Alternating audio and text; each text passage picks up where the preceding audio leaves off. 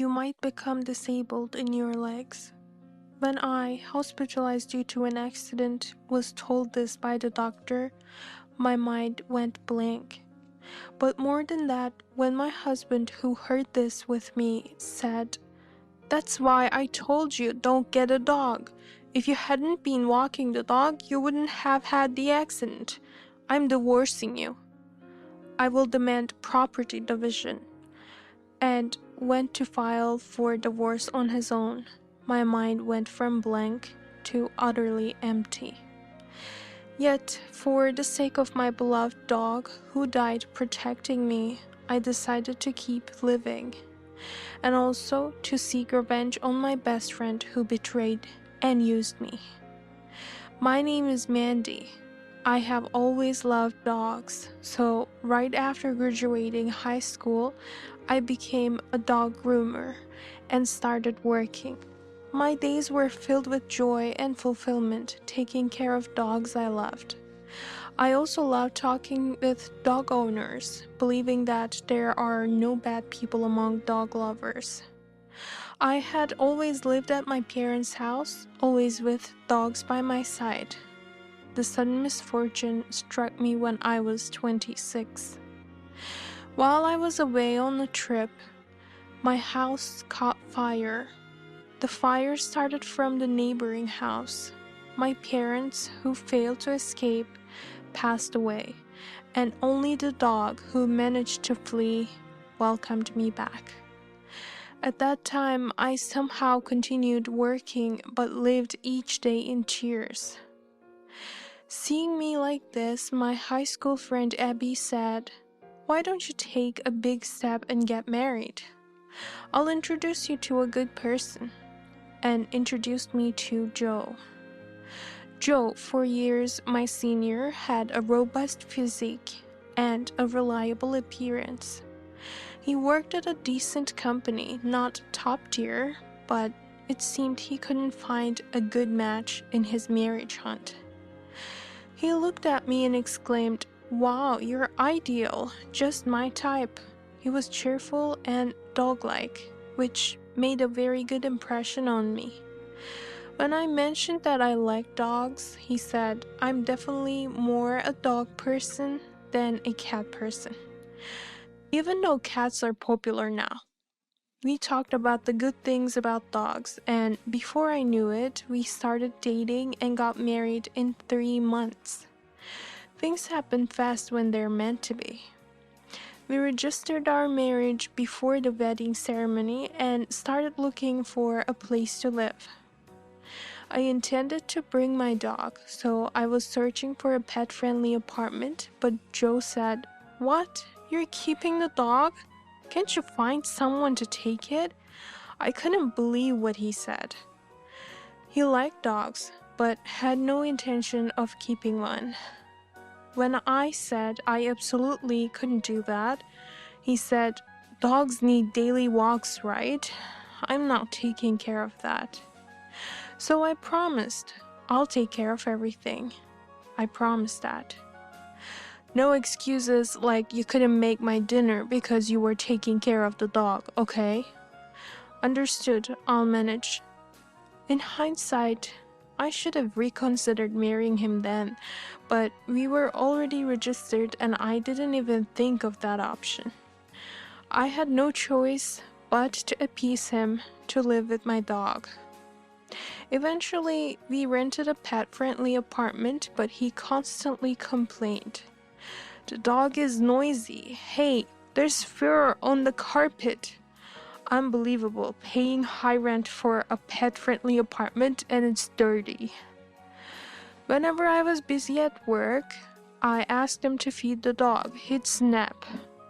"You have no dinner for me, but the dog gets to eat? You care about the dog more than me."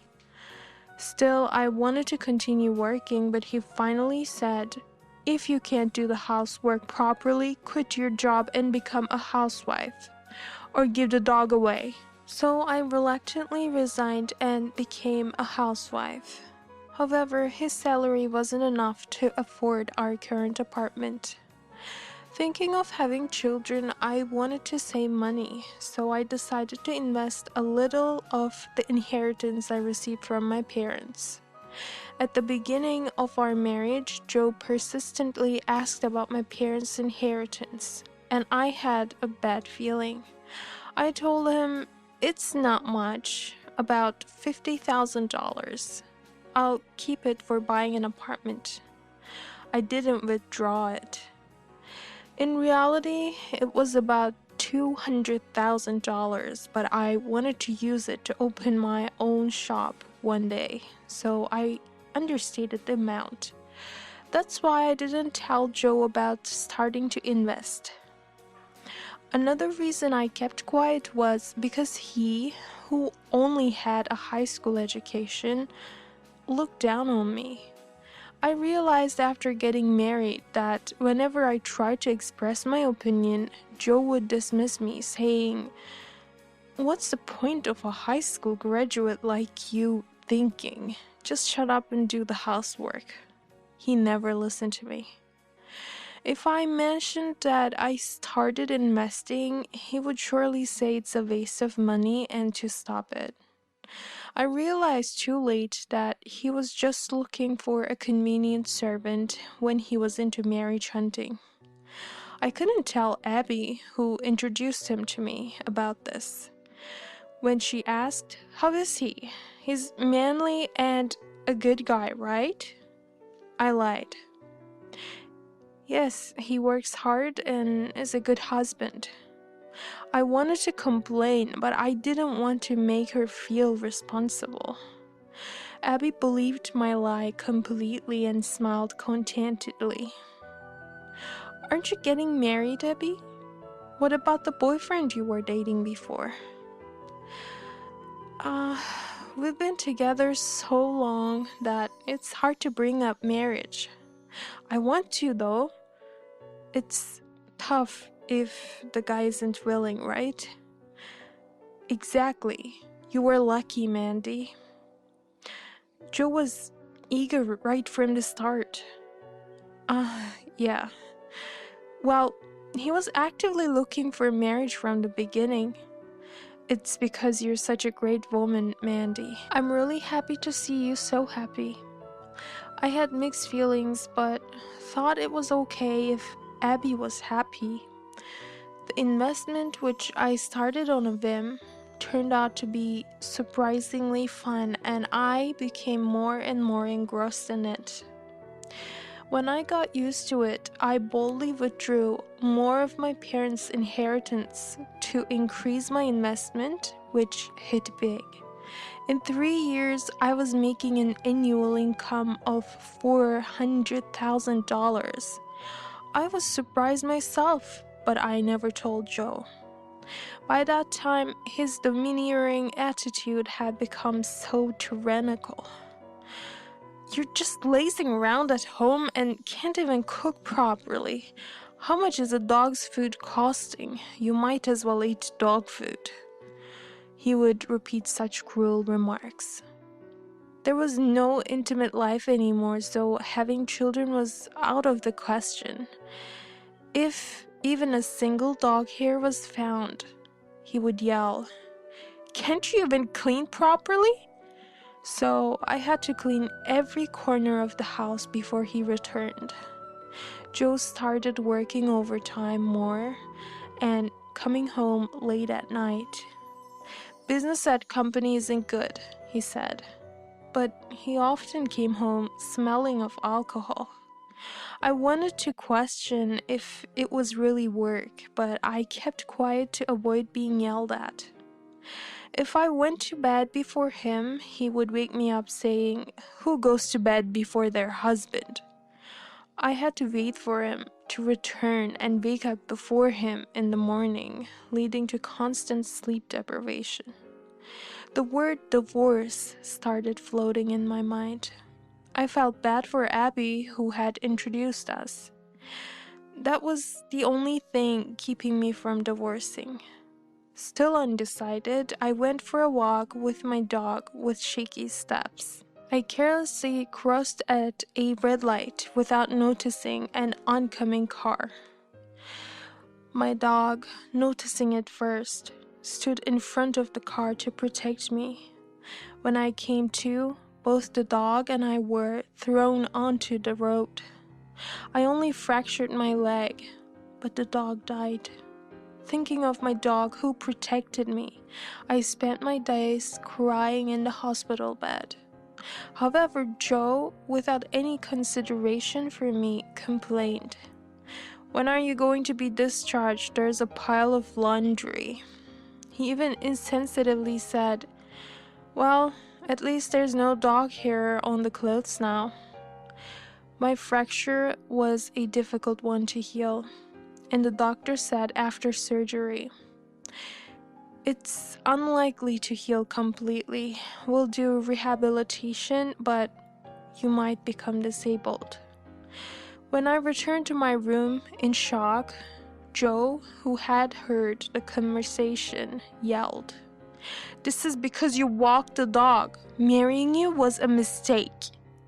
Am I useless to him because I might become disabled? I was speechless from the shock. To think I would lose my beloved dog, possibly become disabled, and be verbally abused by my husband whom I had served for so long. Joe went home, and I spent a sleepless night. The rehabilitation was tougher than I imagined, but my heart was more wounded. After that incident, Joe neither visited me in the hospital nor contacted me. As I was deciding to divorce him, he suddenly appeared and said, "We're getting a divorce. I'll demand property division. This is all your fault." He wrote the divorce papers himself and handed them to me. I signed the divorce papers as he instructed. He seemed to have filed them immediately because he returned the same day and shouted, "I've filed for divorce. The property division is $50,000. You have your parents' inheritance, right?" I thought if it meant cutting ties with him, it didn't matter anymore, and agreed. Fine. I even wondered if he had been after my parents' inheritance from the start. Joe seemed taken aback by my nonchalant attitude, but said only, "Well, the lawyer will come later. Make sure you have the money ready. I'll use it to move out of that house." And then he quickly left.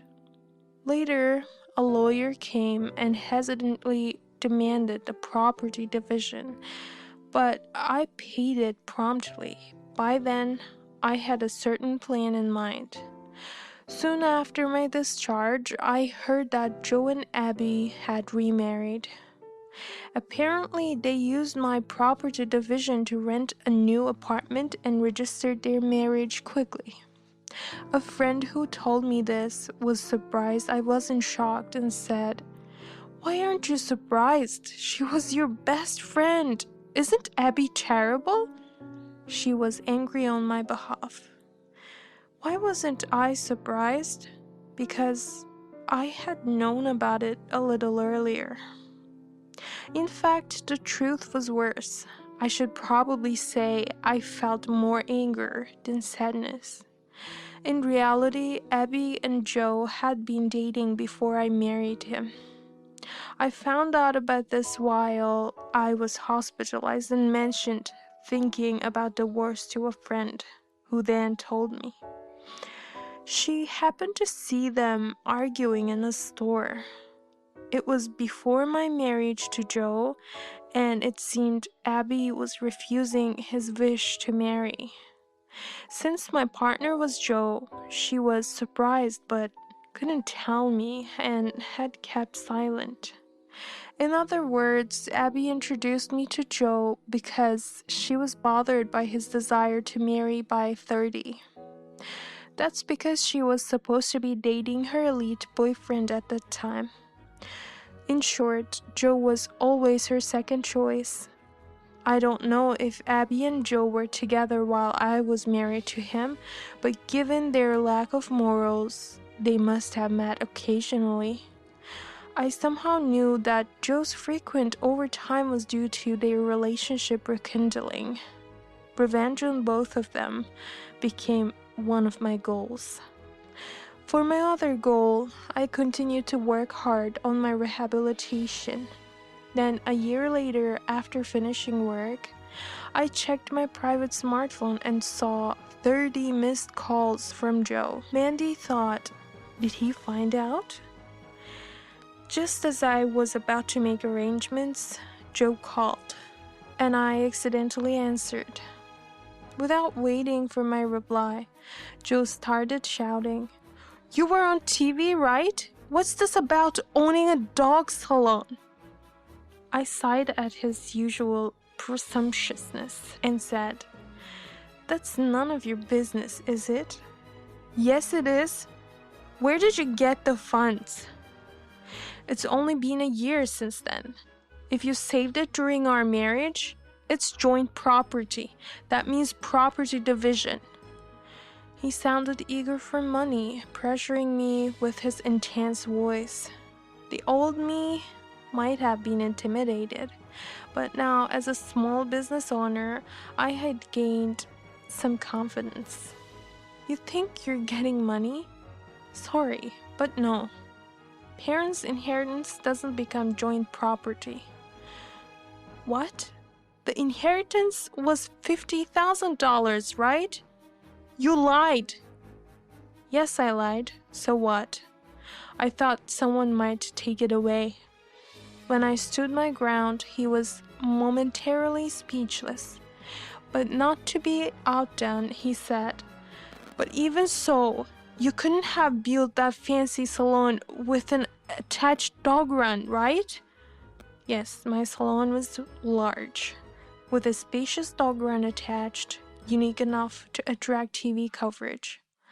Thanks to that, the shop is thriving, fully booked for the next 6 months. But I did build it. After all, I made $400,000 a year. "What?" His dumbfounded voice was priceless. Just hearing it was refreshing. "Wait, what is that? There's no way a high school grad like you could earn that much." Still harping on about the high school thing. What a petty man. "But I did earn that much. It feels like something my dog in the afterlife blessed me with." "Lies. $400,000? Impossible." Right. That's not inheritance, so it's a matter of property division." I was ready with my response. "Sorry, but nope. The money was earned from my parents' inheritance, and I'm a sole proprietor, so the income was part of my business funds." Yes, when my investments started doing well, I had registered myself as a sole proprietor for precaution, saving the profit as business capital. So it wasn't part of the marital property. To my explanation, he seemed stunned and said despairingly, "How could this be?"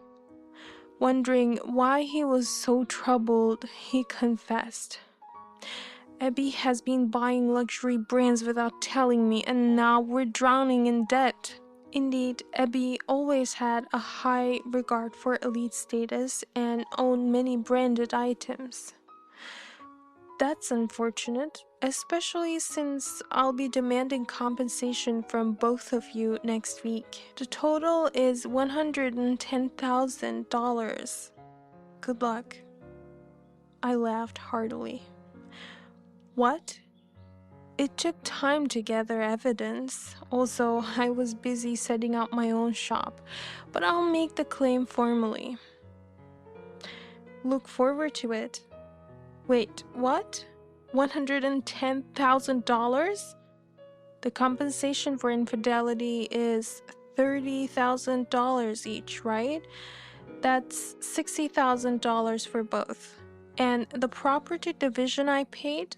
I'll just have that back, so $50,000 plus makes $110,000. What infidelity? I didn't cheat. You did. Right from the start. I know you were with Abby, even before you married her. When I firmly stated this, Joe let out a whimper like a frightened woman. And then, as soon as I had an accident, you filed for divorce and demanded the property division. The worst kind of man. I wish you had to pay more compensation. As I continued to shout angrily, he replied in a scared voice. Wait, please. That was because Abby told me she was pregnant and I panicked, thinking I had to divorce. That pregnancy? You two don't have any children, right? Yeah, that's right. Right after we registered our marriage, she said it was a misunderstanding. But I couldn't back out then. It wasn't my fault. What a pathetic man. His words themselves prove his infidelity. I checked the recording light, confirming that I had caught him in his admission, and said, "Thank you. Now I have evidence." Realizing he had been trapped, Joe finally understood and cried out, "Wait, what I just said is a lie! A lie!" Ignoring his cries, I hung up the phone. Of course, I blocked his number and forwarded the conversation to my lawyer. As the testimony from my friend alone was weak evidence, I had been trying to gather proof of Joe and Abby's infidelity for a year. Struggling to find any due to it being a past event, this opportunity was perfect for me, and I grinned. As promised, I claimed the full $110,000 in compensation. Apparently, Abby had misunderstood her own pregnancy and confessed to her elite boyfriend, only to be dumped by him and run back to Joe. That boyfriend ended up marrying a company executive's daughter. Abby might have been the real second choice. 6 months later, while shopping in town, I happened to see Abby. Living a rough life, her once praised beauty was nowhere to be seen. Dressed up, but with messy hair and rough skin, she looked pitiable. Joe's tyrannical behavior at home might have affected her. Then she noticed me and approached aggressively. "You liar! You said Joe was a good husband. You were the one who said it." To be called a liar at this point, I was so stunned that I couldn't close my mouth. I always hated it. Top of the class, but you chose dogs over college? Working happily. While I'm exhausted at work, you should suffer. She began crying and shouting in the middle of the street, attracting a crowd. "So, this is what you get for what you've done." When I calmly said that, she turned bright red and ran away, never to be seen again. Later, Joe and Abby constantly fought and eventually divorced. While their relationship worked as lovers, marriage was different. Abby had to move back to the countryside with her parents to pay off her debts and the compensation, working in a factory. Joe, now the subject of office gossip for causing 2 divorces, voluntarily resigned and is scraping by through multiple part-time jobs. As for me, my dog grooming salon is more popular than ever, and we're discussing opening a second location. And about my leg. Thanks to rehabilitation, I can walk normally now. I'm excited to get a new dog and go for walks again. Surrounded by loving dogs and their owners, I'm living happily.